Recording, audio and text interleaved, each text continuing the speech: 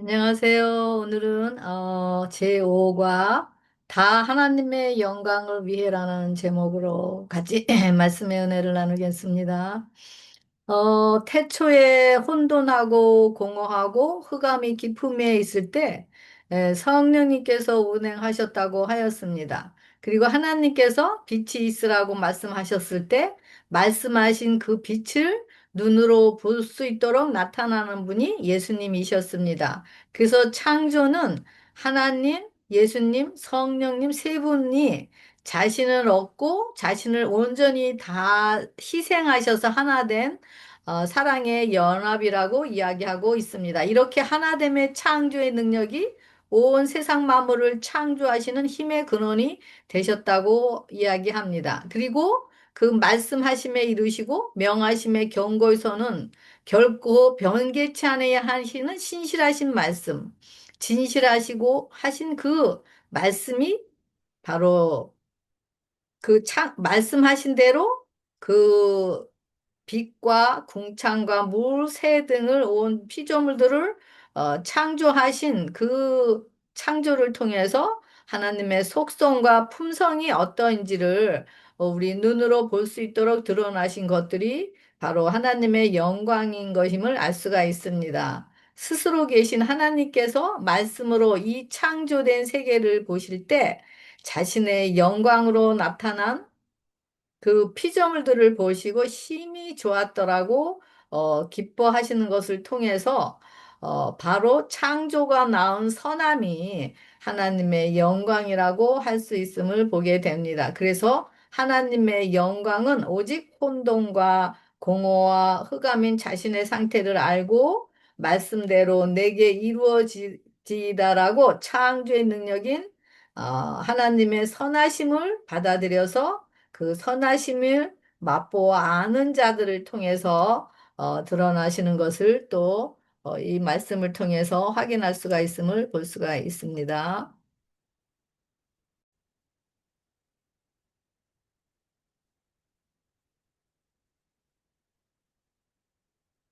네, 지난주에 고린도전서의 문제점에 대해서 요약을 한 것인데요. 지난번에 분열되고 성적인 것 했고, 이번에는 음식에 관한 것을 또 나누는 시간인데요. 요 말씀을 참고하시면 되겠습니다. 다 하나님의 영광을 위해서 하라고 그랬는데 구체적으로 하나님의 영광이 무엇인가를 한번 먼저 짚고 넘어가도록 하겠습니다. 어, 우리 모두는 사탄의 이름으로, 즉 사탄의 품성인 이기심과 속이고 거짓된 자기 사랑의 본질로 태어났기 때문에 우리의 상태를 다 혼돈과 공허와 흑암 가운데 있는 상태라고 이야기를 하고 있습니다. 그래서 우리 모두의 품성의 본질은 다 더러운 의를 가지고 있다라고 정의하고 있습니다. 그래서 이런 우리로부터는 나오는 것이 분리와 분쟁만 갖고 오고 그래서 이런 열매를 맺게 될 수밖에 없는 것이 우리 죄의 본질이라고 이야기하고 있습니다. 그래서 이런 그런 더러운 옷의 본질로서는 아무리 우리가 선한 하나님의 품성을 흉내내고 또 경건의 모양을 드러낸다 하더라도 속 마음의 뿌리가 이기적이고 그 자아사랑의 뿌리에서 나온 것이기 때문에 본질의 뿌리에서 나온 거기 때문에 하나님의 영광에 이르지 못한 자들이라고 지난주에도 말씀 같이 나눴고 또 이번에도 똑같은 말씀을 또 여기서 하고 있습니다. 그래서 성령님께서 계속 성령의 감동을 주시고 우리를 십자가로 이끄시는 이유는 이렇게 우리 심령이 혼돈과 공허와 흑암 가운데 있는 자라는 사실을 알게 하시고 우리가 새롭게 창조함을 있기를 갈망하도록 하시는 마음을 주시기 위한 것임을 보게 됩니다. 그래서 죄인인 우리가 십자가에서 흘러나오는 그런 자아 희생의 영광의 빛을 바라볼 때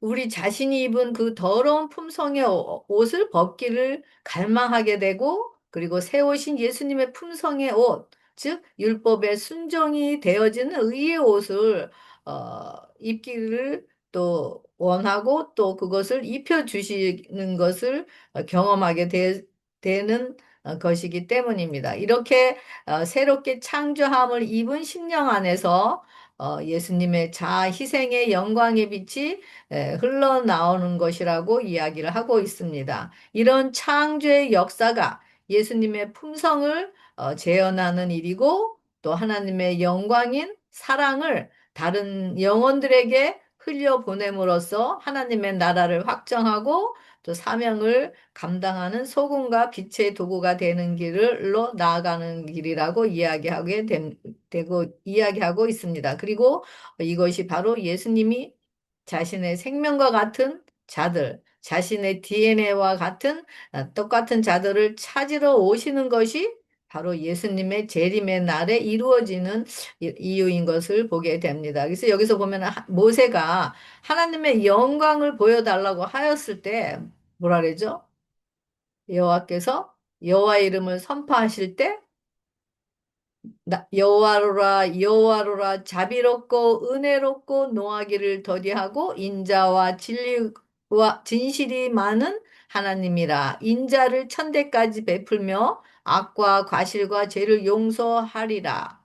그러나 벌을 면제하지는 아니하고 아버지의 악행을 자손 3, 4대까지 보응하리라라고 말씀하고 있습니다.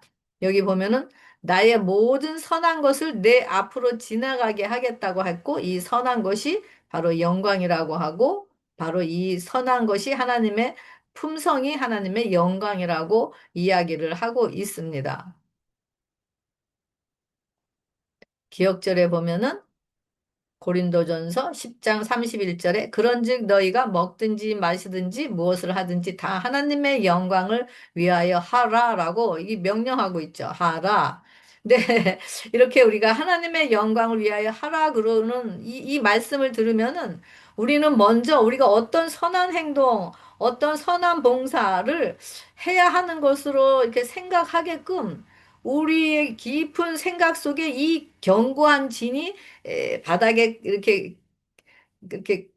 꼴지어 있는 것이 우리의 본질의 상태임을 알 수가 있습니다. 그래서 이런 견고한 진, 바로 우리 스스로 그거 행하려고 하는 그런 견고한 진, 창조 이전에 우리가 스스로 노력하려고 하는 그런 진화적인 것을 우리가 스스로 하려고 하는 이런 견고한 진을 바로 찔러 쪼개까지 하게 하는 것이 바로 말씀과 기도를 통해서 지혜의 영께서 우리의 눈을 열어 말씀을 계시하여 주시는 것이 바로 우리의 기도의 시간이고 말씀을 읽는 시간인 것을 보게 됩니다. 그래서 이런 과정을 계속 경험하다 보면은 우리 안에는 하나님의 선하심과 같은 어떤 선한 것도 어떤 한 조각의 시로락이라도 없다라는 사실을 알게 하시고 우리 자신의 의를 스스로 포기하게 하시는 길로 인도하게 하십니다.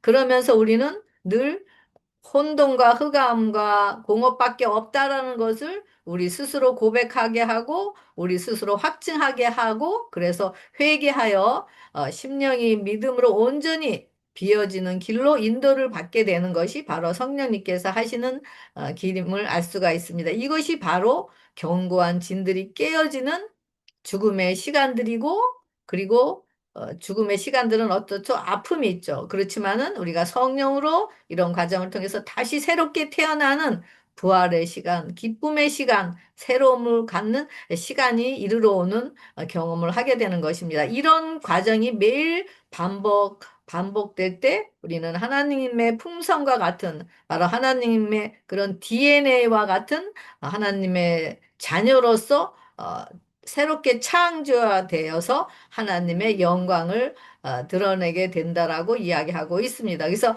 하나님의 영광은 우리 안에 새롭게 창조되어서 성령으로 임재하시는 전이 되었을 때 그 예수님이 우리의 생명이 되어 예수님의 생각과 정신과 사상이 하나 되고 그래서 행동들이 또 그 선하심의 행동들이 우리를 육신을 통해서 드러내는 것, 이것이 하나님의 영광이라고 이야기합니다. 그래서 이 하나님의 영광은 우리에게 속한 것이 아니고 우리가 어떻게 만들 수도 없는 것. 그러니까 우리가 만들려고 열심히 노력하는 것은 진화로 통해서 우리가 열심히 하면은 하나님의 품성에 이를 수 있다라고 생각하는 그런 사고의 방식, 바로 사단이 넣어준 그런 사고를 지니고 있다라는 것을 알 수가 있습니다. 그래서 오직 은혜의 믿음으로서만 소유할 수 있는 바로 선물이 하나님의 영광을 소유하는 것이라고 이야기하고 있습니다.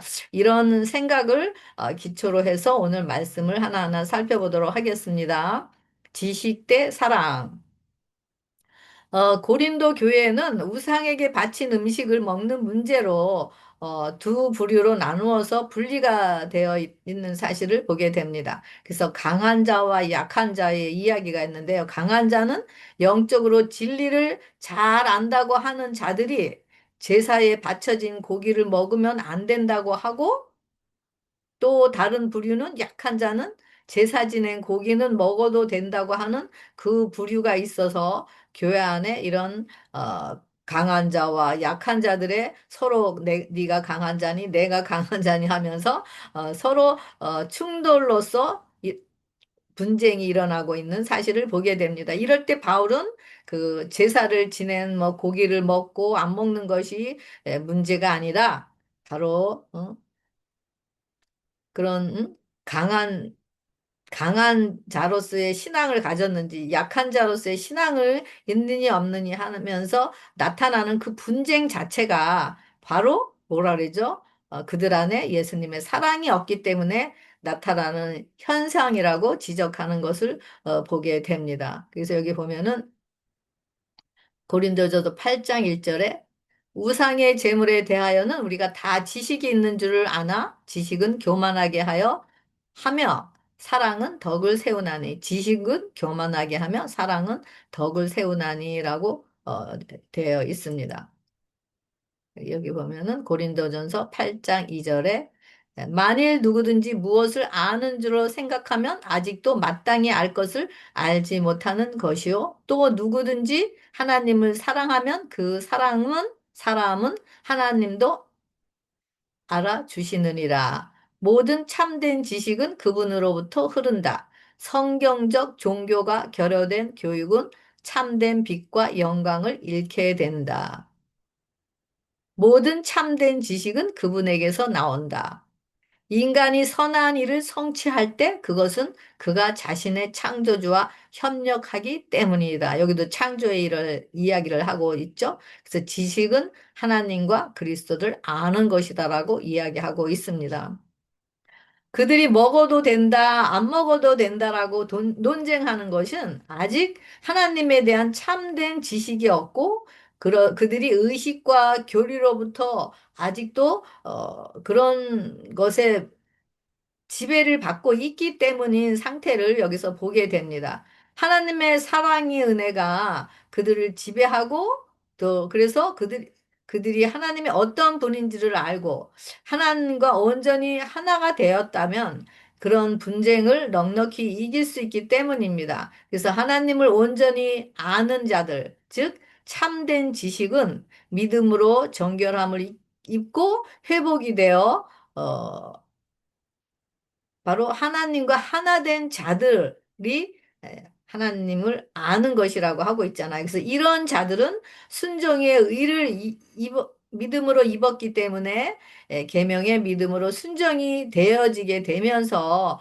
어떤 이런 분쟁이라든가 있던 분쟁거리라든가 이런 또 유혹이라든가 또 이런 문제가 있을 때라도 이런 것을 넉넉히 이기게 되고 이런 분쟁에 거리로 휘말리게 되지 않게 되겠죠. 그래서 그리고 비록 재창조함을 입은 자들이라 할지라도 육신이 연약하기 때문에 실수를 하여서 분리를 가져오는 선택을 하여 넘어졌다 하더라도 또 자신들 안에 사시는 그 예수님의 피의 중보의 공로를 의지해서 다시 깨끗함을 입고 정죄함 없이 자유함을 또 누리게 됩니다. 이것이 영원한 생명인 예수님을 심령에 영접한 자들이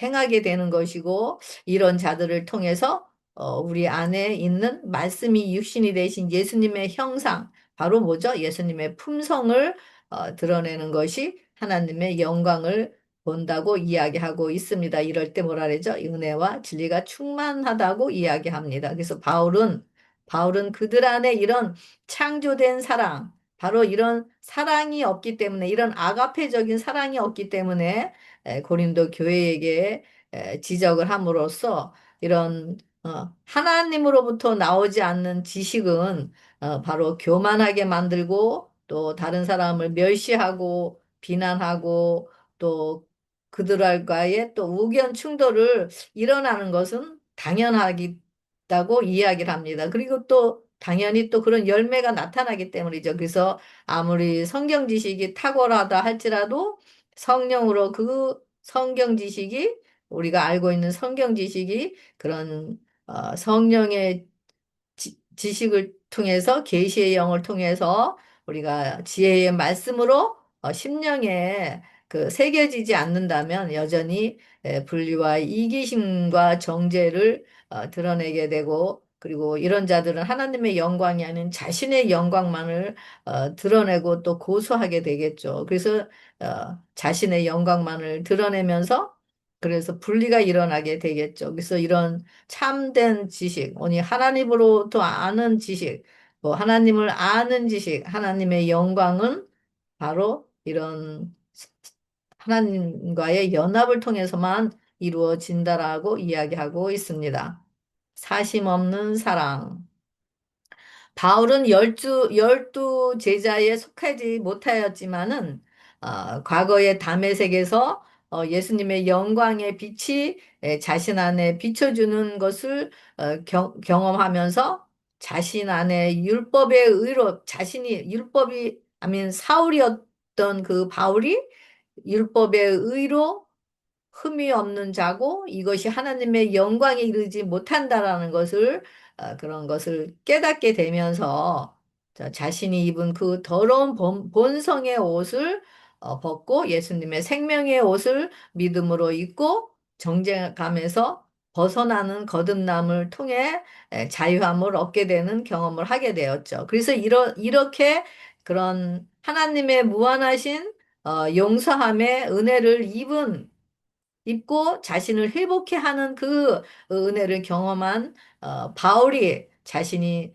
사도로부터 인친자였다라는 것을 담대하게 강조하는 것을 보게 됩니다. 이런 담대함은 어디서 나왔을까요? 바로 바울이 믿는 믿음, 자신 안에 계신 그 예수님의 생명의 은혜인 그 믿음, 사랑으로 역사하는 믿음에서 오는 것임을 알 수가 있습니다. 그래서 다른 이들이 바울이 바로 열두 제자 속에 속하지 않았기 때문에 사도가 아니라고 이야기했을 때라도 그 사실을 자신의 경험을 통해서 반박하고 또 다른 영혼들이 그것을 반박할지라도 그것에 반응하지 않고 그 상황을 이기면서 분리를 가져오는 대신에 사랑의 은혜로 그 영혼들에게 그런 영혼의 생명의 씨를 뿌려주기 위해서 갈망하는 그 바울의 모습을 보게 됩니다. 그래서 이 바울 안에는 그 생명의 은혜, 자신이 그런 하나님의 사랑의 은혜로 그 빚진 자를 인 것을 경험했기 때문에 그 사랑의 은혜의 강권으로 자신의 모든 자유를 포기까지 하였다고 이야기를 합니다. 바울이 자유를 포기한 것은 바로 자기 부정, 자아 희생, 하나님의 자기 희생을 통해서 하나님의 영광을 드러내기 위한 것임을 보게 됩니다. 그래서 이런 사심 없는 사랑을 낳는 그런 근원에서 나온 것이 이런 바울이 어떤 상황이라도 자유함을 누린다라는 것을, 자유를 포기할 수 있다라는 그런 근거가 된다라는 것을 이야기하고 있습니다. 그리고 여기 보면은 고린도전서 9장 12절에 다른 이들도 너에게 이런 권리를 가졌거든 하물며 우리일까 보냐. 그러나 우리가 이 권리를 쓰지 아니하고 범사에 참는 것은 그리스도의 복음에 아무 장애가 없게 하려 함이로다. 이와 같이 주께서도 복음 전하는 자들이 복음으로 말미암아 살리라 명하셨느니라. 여기 보면은 다른 이들은 베드로와 아볼로 등 다른 사도들을 이야기하고 있죠. 왜냐면은 베드로와 아볼로 등 다른 사도들은 고린도 교회인들로부터 생계비를 보장받았을 것이라고 이야기합니다. 하지만은 바울도 교회의 물질적 후원을 요구할 수 있고 또 권리를 행사할 수도 있지만은 그런 특권을 포기하고 자급자족하는 일을 위해서 돈을 벌었고 또 독신으로 살면서 결혼 생활을 포기하게 되었고 또 이렇게 이런 일들을 어, 포기한 것은 바로 뭐라 그러죠? 복음에 아무런 장애가 없게 하기 위해서 고린도 교회 가서 복음을 전할 때 혹시 이런 일로 인해서 비난받을 수 있는 벌미를 제공하지 않게 하기 위해서 바로 그 바울이 전하는 복음 전파가 방해 없이 효과적으로 하나님의 그런 온전한 사랑이 선포될 수가 있게 하기 위해서 자신이 그런 자유를 포기했다라고 이야기하고 있습니다. 그래서 이런 어, 자유를 포기하는 그런 자기 부정의 그런 본보기를 이야기하면서 그 고린도 교회의 사람들에게 하나님의 그런 어, 말씀이 전달되도록 호소하는 그 바울의 마음을 여기서 볼 수가 있습니다. 바울이 이렇게 하는 것이 자신의 자유를 포기한 것이 하나님의 일을 하기 위해서 억지로 포기한 것이 아니라 자신이 하고 싶은데도 그냥 안 하는 것이 아니라 바울의 마음에 하나님의 은혜가 다스리고 있기 때문에 이런 것들을 희생하는 것이 기쁘게 하고 또 자유롭게 한다라고 이야기를 할 수가 있습니다. 그 이유는 그 한 영혼이라도 구원하여 자기 자신이 하나님으로부터 받은 그 사랑의 은혜가 다른 영혼들에게도 입혀지길 원하는 갈망에서 이르러 온 것임을 알 수가 있습니다. 그러면서 고린도 형제들의 상태가 정말 이기적인 야망에 빠져 있고 참을성이 없고 분리와 분쟁만을 낳게 된다라는 것을 그들이 깨닫게 되어서 이렇게 바울이 선포되는 이런 말씀, 자신의 간증을 통해서 이런 말씀을 통해서 그들이 그런 자신의 상태를 깨닫게 되고 그들이 자신들의 죄된 행위를 보고 변화되기를 원하는 마음에서 이런 말씀을 전하는 바울의 마음을 보게 됩니다. 여기 보면은 뭐라 그러죠? 내가 모든 사람에게서 자유로우나 스스로 모든 사람의 종이 된 것은 더 많은 사람을 얻고자 함이라. 유대인들에게는 내가 유대인과 같이 된 것은 유대인들을 얻고자 하며 율법 아래에 있는 자들에게는 내가 율법 아래에 있지 아니하나 율법 아래에 있는 자 같이 된 것은 율법 아래에 있는 자들을 얻고자 하며 율법 없는 자들에게는 내가 하나님께는 율법 없는 자가 아니요 도리어 그리스도의 율법 아래에 있는 자이나 율법 없는 자와 같이 된 것은 율법 없는 자들을 얻고자 함이라. 그러면서 뭐라 그러죠? 여러 사람에게 여러 모양으로 모양이 된 것은 아무쪼록 몇 사람이라도 구원하고자 함이니라. 지난주에 우리가 자유함에 대해서 많이 같이 은혜를 나눴는데요. 그 자유함은 그 자유함을 자신이 굴복되고 여기 있네요. 자아 희생의 정신. 바로가 자유함을 누리게 되는 것. 이것이 복음에 참여하는 거고 다른 영혼들 구원하는 거고 사심 없는 사랑이라고 이야기하고 있습니다. 하열서지 각오로부터 배우기. 바울은 히브리 백성들이 애굽에서 인도되면서 그런 기적적인 방법, 하나님께서 역사하신 그런 것들을 상기시키면서 그런 여기 이 고린도 교회 사람들을 내 마음을 예수님께로 돌리고자 하는 그런 또 마음을 보게 되는데요. 고린도전서 10장 1절에 형제들아 나는 너희가 알지 못하기를 원하지 아니하노니 우리 조상들이 다 구름 아래에 있고 바다 가운데로 지나며 모세에게 속하여 다 구름과 바다에서 침례를 받고 다 같은 신령한 음식을 먹으며 다 같은 신령한 음료를 마셨으니 이는 그들을 따르는 신령한 반석으로부터 마셨음에 그 반석은 곧 그리스도시라라고 되어 있습니다. 그래서 그런 이스라엘 백성들이 하나님의 은혜로 홍해를 통과했고 불기둥 또 그런 만나 등에 공급받았고 또 신령한 음식, 신령한 음료, 신령한 반석 이 모든 것이 뭐죠? 그리스도의 죽음을 통해서 오는 그 은혜, 그를 그런 축복의 은혜를 어, 나열하는 것을 보게 됩니다. 그런데도 이 이스라엘 백성들은 불순종으로 인해서, 즉, 우상숭배와 음행으로 이 2만 3천 명이나 죽음을 당하고, 또 하나님을 시험하다가 죽고, 원망하다가 죽고, 광야에서 이렇게, 그런 죽었다라는 이야기를 합니다.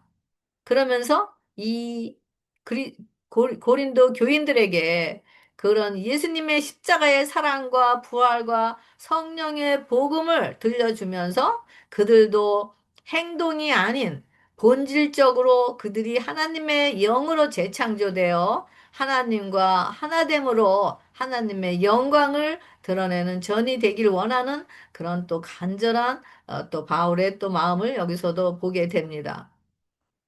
그러면서 그런 고린도 교인들에게 바로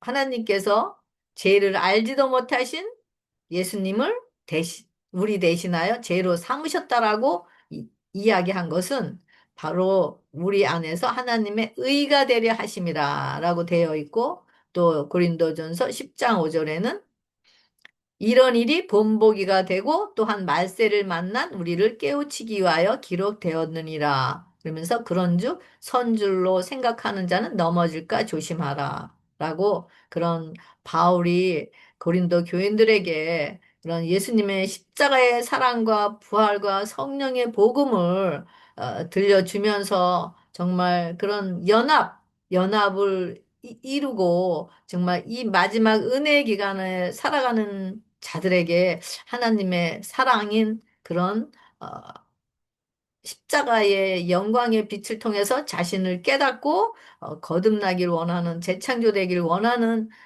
그 마음에서 이런 간절한 호소의 말씀을 전하는 것을 보게 됩니다. 우상 숭배에 대한 경고.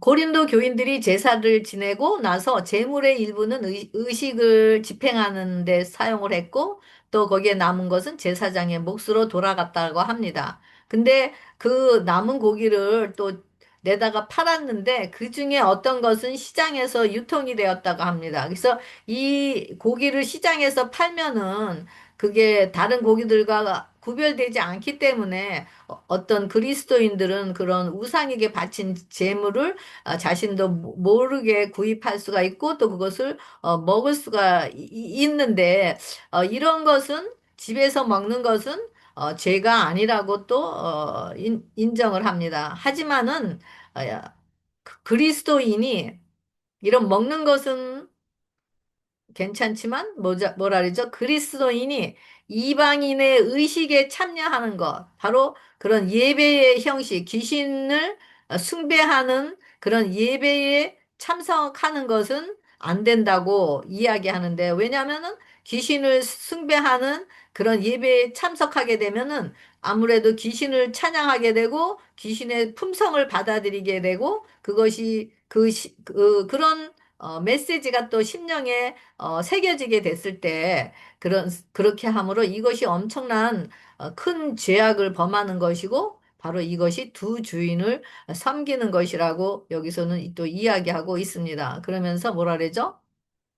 너희가 귀신과 교제하는 자가 되기를 원치 아니하노라. 너희가 주의 잔과 귀신의 잔을 겸하여 마시지 못하고 주의 식탁과 귀신의 식탁에 겸하여 참여하지 못하리라. 그러면 우리가 주를 노여워하시게 하겠느냐? 우리가 주보다 강한 자나라고 되어 있습니다. 그러면서 두 주인을 섬기지 못할 것이라 라고 되어 있으고 하나님과 재물을 겸하여 섬기지 못한다고 이야기하고 있습니다. 그래서 여기 보면은 우상 숭배는 어떤 신전에 가서 그 예배 드리는 그런 행위적인 것도 겉으로 나타나는 것도 있지만은 여기 보면은 자신을 섬기는 것이 우상 숭배라고 되어 있습니다. 그리고 안일에 대한 사랑,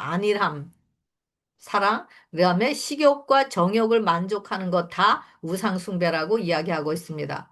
그리고 하나님께 관한 거짓된 관념은 우상숭배라고 되어 있습니다. 눈에 보이는 신전은 없을지라도 마음속 깊이 소중히 간직하고 있는 생각이나 물건을 우상으로 만들기도 쉬운 것이다. 수많은 사람들이 하나님과 그의 속성에 관한 거짓된 관념을 가지고 있다. 그들은 바알의 종처럼 거짓 신을 섬기고 있다. 우리가 신전에 참여하지 않더라도 우리 10년 가운데 온전한 하나님의 십자가의 도가 없는 그런 하나님을 섬기는 그런 진화적인 것을 섬기는 것도 바로 우상을 섬기는 것이라고 여기는 명백하게 지적하고 있는 것입니다.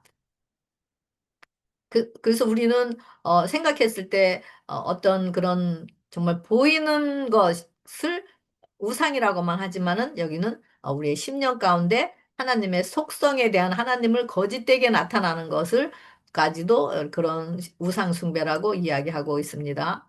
그 요한일서 여기 보면은 온전한 사랑이 온전한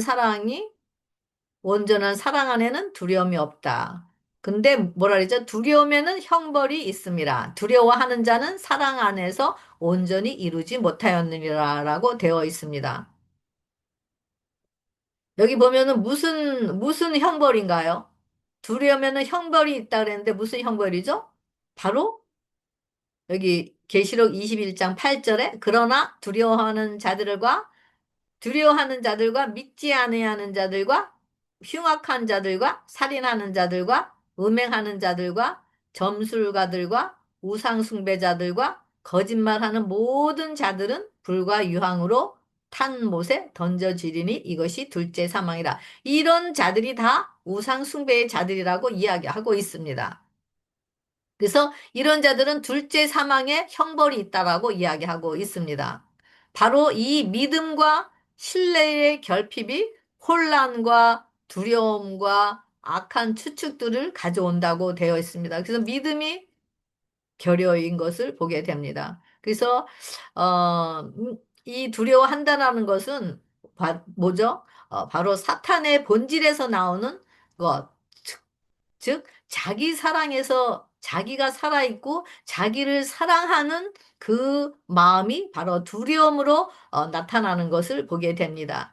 자기 사랑이 죽을 때 두려움에서 해방되고 또 그래서 우리가 자유함을 누린다라고 이야기하는데요. 그래서 이 두려움은 바로 뭐죠? 두 마음을 품게 되고 우상을 선택하게 이끄는 것이 바로 이 두려움의 마음입니다. 그래서 다 두려움의 종로로 탄다라고 우리를 얘기하고 있잖아요. 죄의 두려움의 종로로 타는 자들.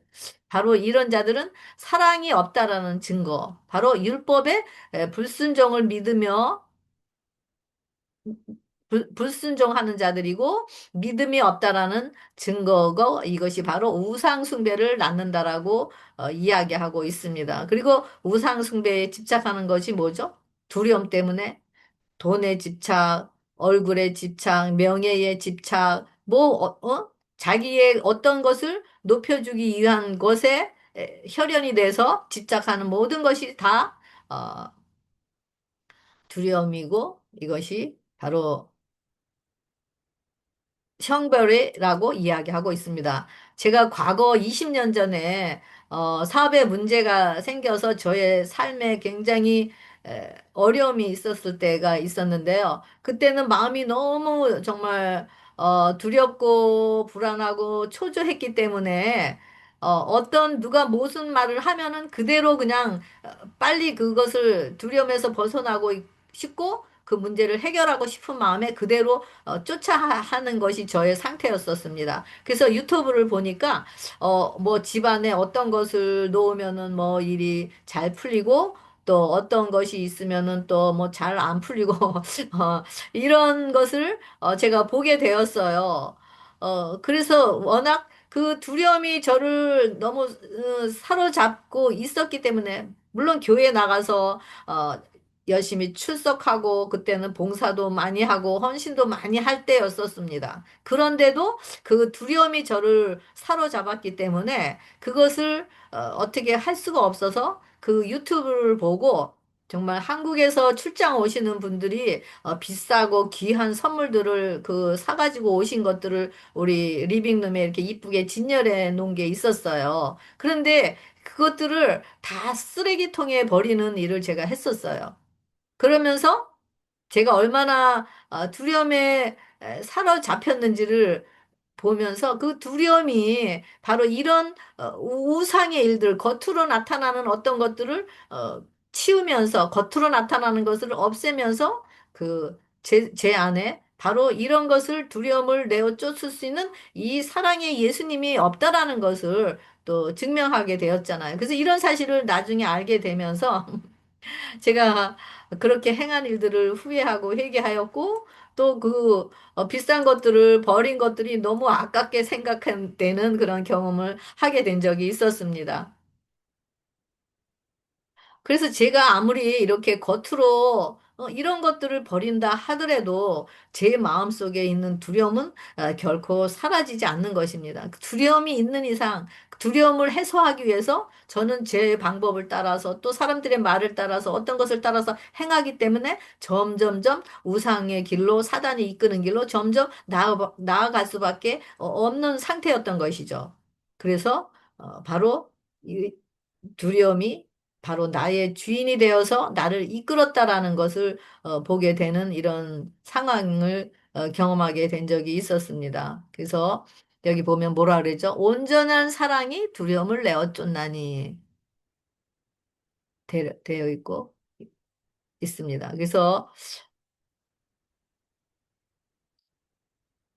바로 여기 보면은 너는 마음을 다하고 뜻을 다하고 힘을 다하여 내 하나님 여호와를 사랑하라. 오늘 내가 내게 명하는 이 말씀을 너는 마음에 새기고 사기라고 말하고 있습니다. 그리고 마가복음 12장 30절에는 내 이웃을 내 몸과 같이 사랑하라 하신 것이라.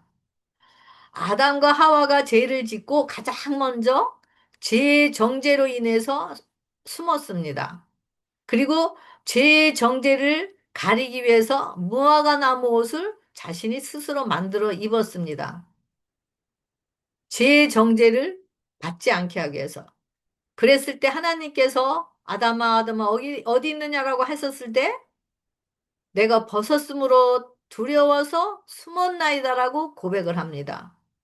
바로 율법에 대한 불순종이 두려움을 낳고 두려움이 행위적, 종교적, 행위로서 나타나는 그런 종교적 믿음으로부터 나타나는 행위가 아니라 그런 두려움으로부터 나타나는 그 행위적인 것을 드러나게 되는 것, 만들게 되는 것. 이것이 바로 무화과 나무를 입은 것이고 이 무화과 나무를 입고서도 예수님의 선함을 드러내기 위해서 어떻게 해죠? 자, 흉내내고 그리고 모방하면서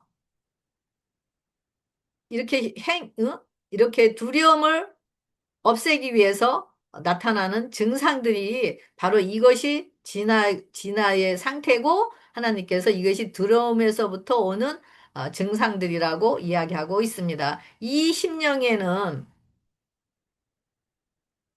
바로 믿음으로 두려움에 오신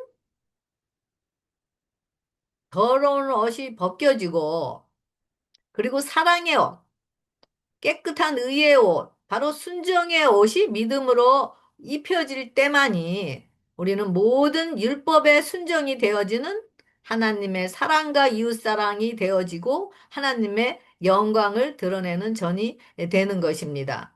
이럴 때만이 우상의 숭배를 낳는 두려움에서 벗어날 수 있다고 이야기하고 있습니다. 그래서 두려움의 옷을 입게 되면 뭔가 우리 스스로 해야만 하는 그런, 두려움에서 벗어나게끔 생각이 되는 것. 바로 이것이 뭐죠? 견고한 진이 역사하기 때문입니다. 그래서 우리가 이런 견고한 진인 우리 생각을 파괴하는 것이 아까도 조금 전에도 말씀드렸지만 이것이 바로 말씀과 기도의 시간이고 성령의 능력을 통해서만이 이것이 가능하지 우리 스스로는 할 수 없다라는 것을 보게 됩니다. 그래서 이런 사랑의 능력, 진실한 사랑의 능력은 오직 사랑의 능력만이 이런 두려움에서 벗어날 수가 있게 하고 이런 우상 숭배의 일을 또 스탑할 수 있는 기림을 이야기하고 있습니다. 우상 숭배 극복하기. 마가복음 10장 18절에 예수께서 이르시되 내가 어찌하여 나를 선하다 일컫느냐 하나님 한 분 외에는 선한 이가 없느니라.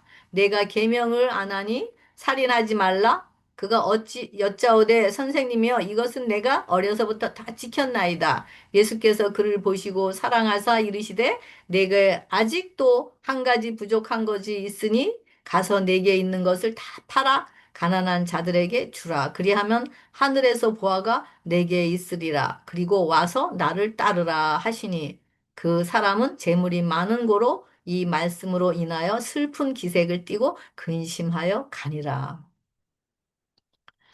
우리에게 우상 숭배는 무엇인가요? 우리 각자에게.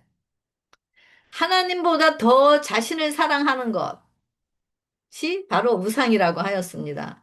이 청년은 외적으로 드러나는 그 율법에 대한 계명을 다 지켰다라고 자신이 스스로 자부하고 있습니다. 하지만 빛이신 예수님께서 이 청년의 어두운 마음을 보실 때 이 청년은 행위적으로는 계명에 순종하는 것에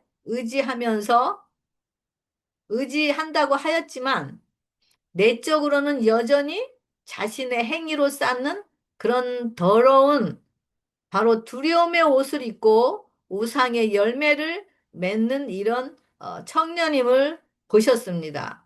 그래서 예수께서는 이 청년에게 계속 자신에게 속한 그런 자아희생의 사랑을 성령으로 부어주시면서 그 청년의 마음이 열려 자신의 모습을 보고 회개하여 그런 수고하고 무거운 두려움으로 짜여진 그 더러운 옷을 벗기길 원하셨던 것입니다. 그리고 온전한 율법에 되어지는 사랑의 의의 옷을 주셔서 정잠이 없는 자유함 안에서 평강과 행복을 누리기를 갈망하셨던 것이 예수님의 마음이셨습니다. 그 청년 마음에는 그러면서 그 청년 마음에는 한 가지 부족한 것이 있다고 하였는데 뭐죠? 그 한 가지가 바로 하나님으로부터 오는 아가페 사랑인 이웃 사랑, 하나님을 사랑하는 그 사랑이 그 심령 안에 없었다라는 거였습니다. 자기 사랑이, 자기 이기심의 사랑, 재물 사랑이 그의 보좌에 앉아 있었다라는 것을 알았습니다. 그런데 이 하나님의 사랑, 아가페 사랑을 소유하기 위해서는 자신의 모든 것, 자신이 가장 사랑하는 재물까지도 다 팔아야 하는 기로에 놓였던 것이었습니다. 우리에게도 이 청년과 마찬가지로 하나님께서 한 가지 딱 부족한 것이 우리에게 있다라고 말씀하십니다. 바로 아가페 사랑. 하나님을 사랑하고 이웃을 사랑하는 사랑이 되어지는 이 사랑, 행복과 평강이 있고 자유함이 있는 이 사랑인 바로 예수님이 우리 안에 보좌에 없다라는 것을 우리를 통해서 매일매일 알고 깨닫게 하시고 우리의 심령의 문을 두드리시고 계심을 알 수가 있습니다. 그리고 내게, 그리고 내 것을 뭐라 그러죠? 내 우상을 내가 지금 소유하고 있는 것이 뭐죠? 바로 우리 안에 있는 우상이죠. 자아사랑의 우상, 자아사랑으로부터 나오는 우상, 두려움으로부터 나오는 우상, 그 모든 것을 다 팔으라고 말씀하여 주십니다. 우리가 내 자신, 내 자존심, 내 이김이 심해서 나오는 두려움의 우상을 팔지 않으면 우리는 그것과 함께 멸망할 수밖에 없기 때문입니다. 그래서 우리에게 계속 사랑으로, 바로 성령으로 바로 우리의 심령을 문을 두드리면서 계속 그 사랑의 불을 붙이고 계시는 분이 바로 예수님이십니다. 그 청년 안에 있는 우상인 재물, 즉 자신을 높여주고 자신의 가치를 인정받게 하는 그 세상의 지식을 놓을 때만이 그 청년 안에 가난한 자들에게 예수님의 생명인 진정한 사랑의 의를 나눌 수 있기 때문인 것입니다. 그런데 이 청년은 자신 안에 성령으로 불태우는 그 예수님의 사랑보다, 즉 영생보다 그 돈이 그 마음을 차지하고 있기 때문에 그 자신이 가야 할 길이 영생의 근원은 예수님이 아니고 돈을 대신 쫓아가면서 그 돈을 따라가는 그 청년의 뒷모습을 예수님께서 바라보시면서 그 예수님이 그 청년의 마음을 뒷모습을 바라보셨을 때 정말 예수님의 마음이 얼마나 아프셨을까 하는 생각을 하게 되는 건데요. 바로 이 예수님의 마음이 바로 우리를 바라보시는 마음, 우리의 두 마음을 품은 우리들의 마음을 바라보셨을 때도 마찬가지로 이런 부자 청년의 경험과 같이 우리가 어떤 것을 선택할 것인가는 정말 생명이냐 사망이냐는 기로에 있는 우리 자신의 모습을 여기서 또 볼 수가 있습니다. 이런 우리에게 여기 보면은 에스겔 18장 30절의 말씀인데요.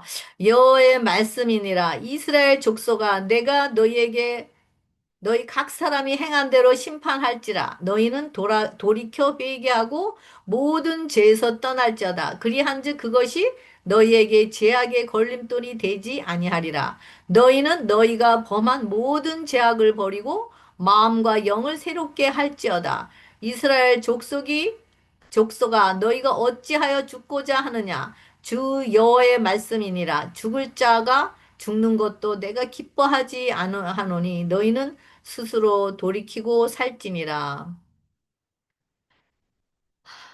여기 보면은 회개하고 돌이키고 죄에서 떠나라고 얘기하죠. 그리고 새 마음과 새 영을 새롭게 하라고. 이것이 바로 하나님의 사랑이 마음을 지배하는 것이고 이것이 하나님의 영광을 드러내는 것이라고 이야기하고 있습니다. 그래서 이런 부자 청년과 같은 이런 마음을 가진 그 바로 이스라엘 백성들에게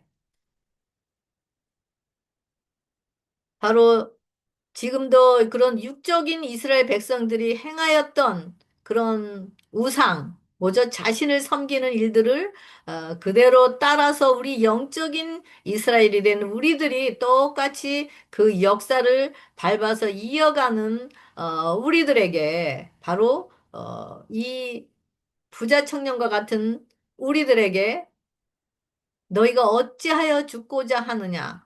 나는 너희가 죽는 것도 내가 기뻐하지 않는다라고 말씀하시는 이 사랑의 음성을 이 바로 우리를 돌아오라고 말씀하시는 하나님의 음성임을 알 수가 있습니다. 우리 자신이 바로 그 한 가지 우리에게 부족한 그 한 가지 일인 사랑의 생명을 창조하는 영생을 주시기 위해서 자신의 온 몸과 마음과 육까지 피 한 방울 남기지 않고 다 자신의 생명을 다 팔고 죽으시고 살아나셔서 우리 가난한 자들에게 영생을 나누어 주시는 그 하나님, 예수님, 성령님이 행하신 그 사랑이 얼마나 값없이 값으로 헤아릴 수 없는 것인지를, 없는 은혜인지를 드러내시는 것을 여기서 볼 수가 있습니다. 그래서 지금도 아직까지도 우리 자신을 의지하면서 우리 자신에게 그 두려움을 따라 행하는 우리를 바라보시면서 쉬지 않으시고 날마다 자신만을 사랑하고 심히 부패하고 타락하고 완악한 우리들의 죄짐을 짊어지시고 십자가에 매달리셔서 내가 내 생명을 다 팔아서 너를 샀다. 너는 내 것이라라고. 너는 내 소유다라고. 너는 죽으면 안 된다고. 너는 살아야 된다라고 부르짖으시는 그 우리를 향한 그 예수님의 애통의 기도가 우리 각자에게 이루어져서 하나님과 똑같은 유전자로 태어나서 하나님께 기쁨을 드리고